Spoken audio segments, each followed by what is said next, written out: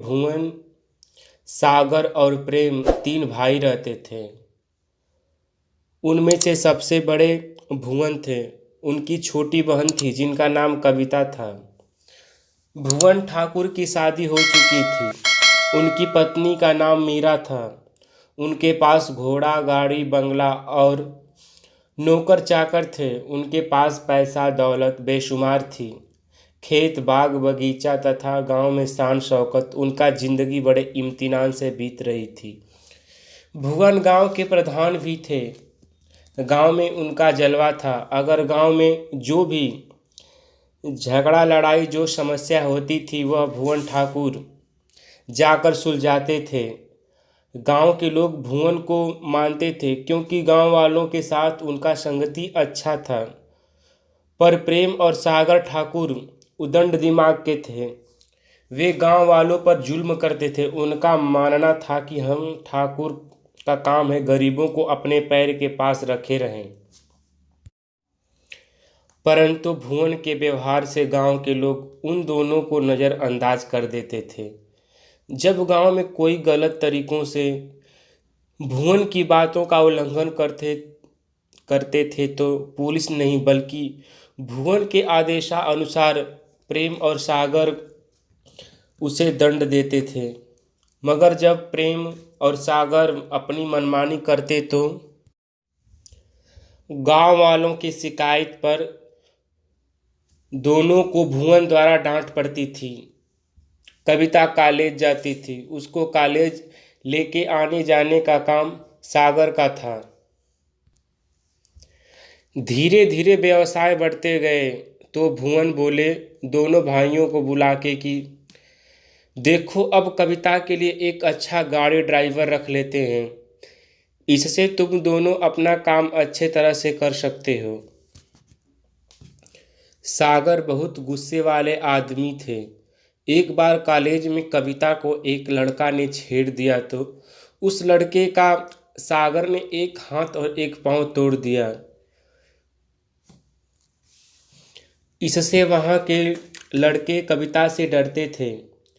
एक बार ऐसा भी हुआ था कि कविता को अपना विषय कॉपी पूरा लिख कर लाना था तो वह पूरा नहीं लिख पाई तो मास्टर ने कविता को 2 छड़ी मार दिए। तो कविता का हाथ कोमल छड़ी के मार के वजह से उसके दोनों हाथों पे लाल लकीर पड़ गई थी।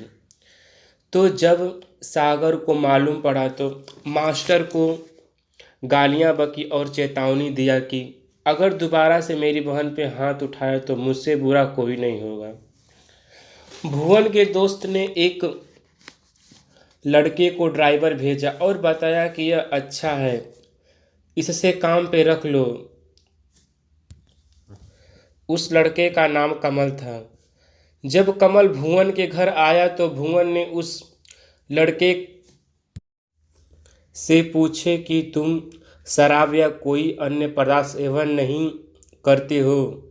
तो उसने बताया नहीं मालिक, मैं कोई नशीला पदार्थ सेवन नहीं करता हूँ। भुवन बोला ठीक है, ये चाबी लो और हमें मार्केट ले चलो। तो कमल चाबी उठाया और तीनों भाइयों को बैठाकर मार्केट ले गया और मार्केट से फिर वापस लाया। तो भुवन भी समझ गए कि हाँ, अच्छा गाड़ी चलाता है। उसे भुवन ने समझाया कि तुम्हें एक जिम्मेदारी दी जाती है। अगर काम में कोई लापरवाही पाई गई तो तुम्हें माफ़ नहीं किया जाएगा। तुम पैसों की फिक्र मत करो, पैसा और बढ़ा के मिलेगा। अब कमल कविता को कॉलेज लेकर आता और लेकर जाता। उसको एक काम समय से करना पड़ता था। खाना भुवन के घर से जाता था। खाना इसलिए भुवन के घर से जाता था कि कविता को समय पर स्कूल ले जा सके और सेहतमंद रहे। कमल अपना काम ईमानदारी से करता था। कमल ग्वाल कास्ट का था तो उसके रहने के लिए बंगले के पीछे घर दे दिया गया था। कविता को बाहर आने जाने के लिए पाबंदी थी। भुवन कविता से बहुत लगाव रखता था। कविता हमेशा अपने कमरे में रहती थी। वह हमेशा गांव में बारात आती थी तो देखने के लिए तरसती थी। वह दूर से देखती थी कि गांव की लड़कियां बरसात के समय पानी में भीग कर कैसे आनंद ले रही थी। उसका भी जाने का मन करता था, पर कैसे बाहर जाए। बाहर जाने के लिए उसे मना था। वह चाहत भरी नज़रों से छत के ऊपर बैठकर गांव, गली, खेत खलिहान देखकर वह सब्र कर लेती थी और अपने आप को कोसती कि मैं इस बड़े घर में क्यों पैदा हुई। अगर मैं छोटे घर में पैदा होती तो कितना अच्छा होता। मेरी भी सहेलियां होती और मेरे को बाहर घूमने का मौका मिलता और मैं मेला भी देखने जाती। कविता मन ही मन ये सब बातें सोचकर दुखित हुआ करती थी। बस कविता का काम पढ़ाई करना और कॉलेज जाना और घर पर पढ़ाई करना। घर के काम तो सारे नौकर कर दिया करते थे और खाना भाभी बना दिया करती थी। कविता को कुछ काम नहीं करना पड़ता था। अब वह घर पे बोर हो गई थी। कमल के साथ आने जाने में कुछ न दी किया कविता की बढ़ने लगी। पहले तो कविता घृणा करती थी, उससे उतना बात नहीं करती थी, पर धीरे धीरे जब उसके बारे में जाने की वह एमए किया है और घर पे माँ है, पिता का साया बचपन पर ही उठ गया और वह पैसे की वजह से आगे नहीं बढ़ पाया। कमल ने बताया था कि मेरी छोटी बहन है, मैं बहन को आगे तक पढ़ाऊंगा। मैं नौकरी इसलिए कर रहा हूँ कि मेरी माँ को काम पे बाहर न जाना पड़े। जब सारी बात कविता को मालूम पड़ी तो वह पिघल गई, क्योंकि कमल अति सुंदर था। उसी के साथ कविता हंस बोल लिया करती थी। अब पहले से उसे अच्छा लगने लगा। जब रविवार को कॉलेज की छुट्टी होती तो घर पे डांस का अभ्यास करती थी। उसे डांस करना अच्छा लगता था। अब भाभी से बोली, भाभी मैं अकेले डांस नहीं कर पाती, कमल को बुलाओ न। तो मीरा बोली, नहीं बाबा, तुम्हारे भैया जान जाएंगे तो मुझे डांट सुननी पड़ेगी। कविता बोली, भैया के आने से पहले मैं कमल को उसके रूम में भेज दूंगी। भैया तो बाहर व्यवसाय के लिए जाते हैं, उनको आने में 3-4 घंटे लगेंगे। अगर कभी सामने आ जाए तो आप बोल देना कि काम के लिए मैंने बुलाया है। प्लीज़ भाभी बुलाओ न। बहुत कहने के बाद तो मीरा ने कमल को बुलाया और कहा, कमल तुम कविता को डांस करने में सहायता करो। अब कविता को जब समय मिलता तब कमल को बुलाती और हिंदी के गाने पर डांस करते। पर पहले तो कमल मना किया, पर मीरा के समझाने के बाद वह मान गया।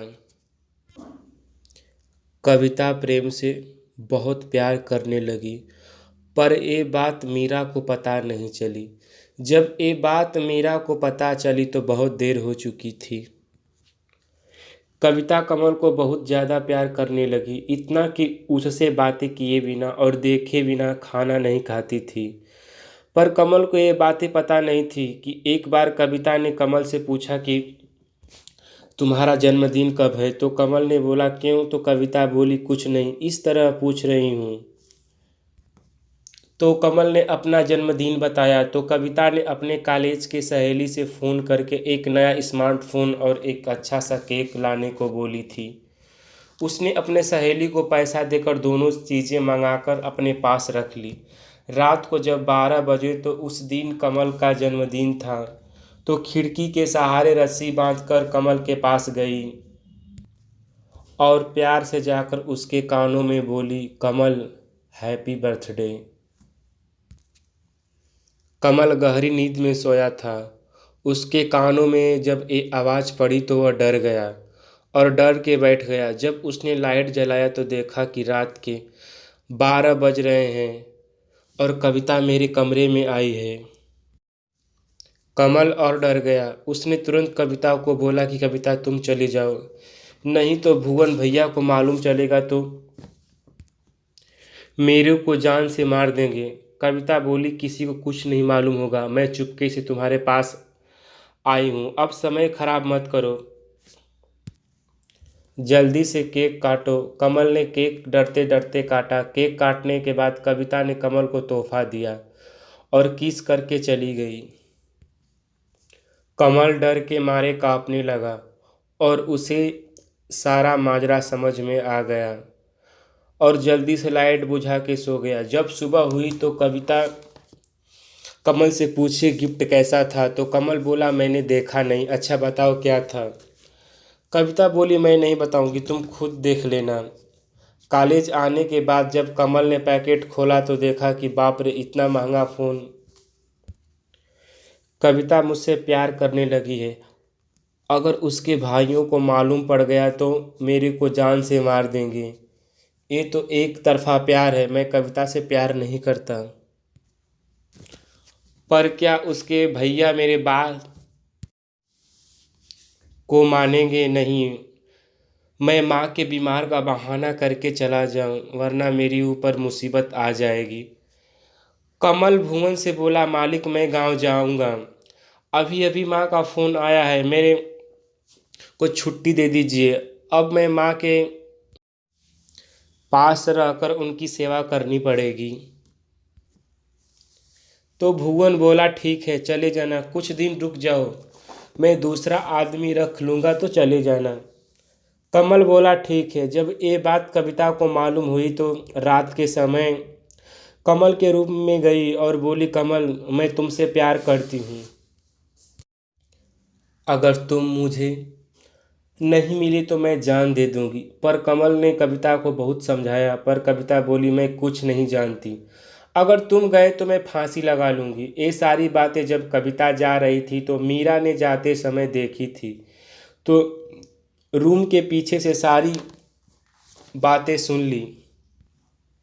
मीरा अपना सर ठोकने लगी कि मैंने ऐसा सोचा नहीं था।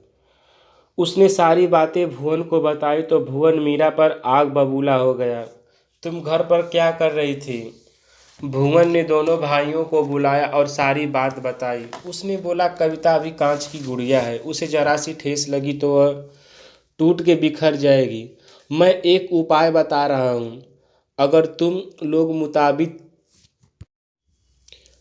के अनुसार काम करोगे तो कहीं कुछ नहीं होगा। अगर कमल को जाने देते हैं तो कविता उसके प्यार में पागल है, कभी भी समय देखकर भाग सकती है। अगर हम उसे मार देते हैं तो पुलिस का शक हमारे ऊपर आ जाएगा और हम फंस सकते हैं। कमल का मौत एक हादसा लगना चाहिए। वह गांव जाने के लिए बोल रहा था तो हम अपनी गाड़ी से उसे भेज देते हैं कि तुम जाओ और माँ से मिलकर आ जाना। पर गाड़ी में शराब की बोतल और नशीला पदार्थ रख दो, ब्रेक फेल कर दो ताकि खाई में गिरकर उसकी मौत हो जाए। लोगों को यह पता चले कि उसने दारू के नशे में एक्सीडेंट हो गया है उसका, और बात एक हादसा लगे। कविता तो इस बात को मान जाएगी, नहीं तो कविता जान अपनी दे देगी और हम लोगों को जो रुतबा है बाहर ख़त्म हो जाएगा। लोग तरह तरह की बात चलाएंगे। जब तीनों भाइयों आपस में बात कर रहे थे तो मीरा सारी बातें सुन चुकी थी। मीरा को कमल पे दया आ गई। उसने जाकर कमल को बात बताई सारी बातें, तथा मीरा एक उपाय कमल से बोली कि तुम शाम के समय जाना, गाड़ी से कूद जाना और गाड़ी को खाई में छोड़ देना। ठीक उसी तरह काम हुआ। गाड़ी खाई में गिरी और धूं धूं कर जलने लगी। शाम का समय था तो लोग देखने नहीं गए क्योंकि नीचे जंगली जानवर रहते थे। सुबह पुलिस गई, सारा छानबीन किया तो गाड़ी जल के खराब हो चुकी थी। हादसा लिखकर फाइल बनाई गई। इधर जब भुवन को मालूम पड़ा तो नाटक जैसे कविता के सामने शोक जताया। जब कविता को मालूम पड़ा तो कविता बेहोश होकर नीचे गिर गई। जब होश में आई तो चिल्लाने रोने लगी। सब लोग उसे समझाने लगे। कविता कई दिनों से तक खाना नहीं खाया, बीमार हो गई, डॉक्टरों की दवाइयों पर जी रही थी। तब जाकर धीरे धीरे इस सदमे से बाहर आई। धन्यवाद। अगर कहानी मेरी आपको अच्छी लगे तो मेरे चैनल को लाइक और सब्सक्राइब कर दीजिए और बेल आइकन को भी प्रेस कीजिए ताकि मैं भी जब वीडियो अपलोड करूँ तो आपको नोटिफिकेशन मिल जाए, इससे आप वीडियो सुनने से मिस ना हो।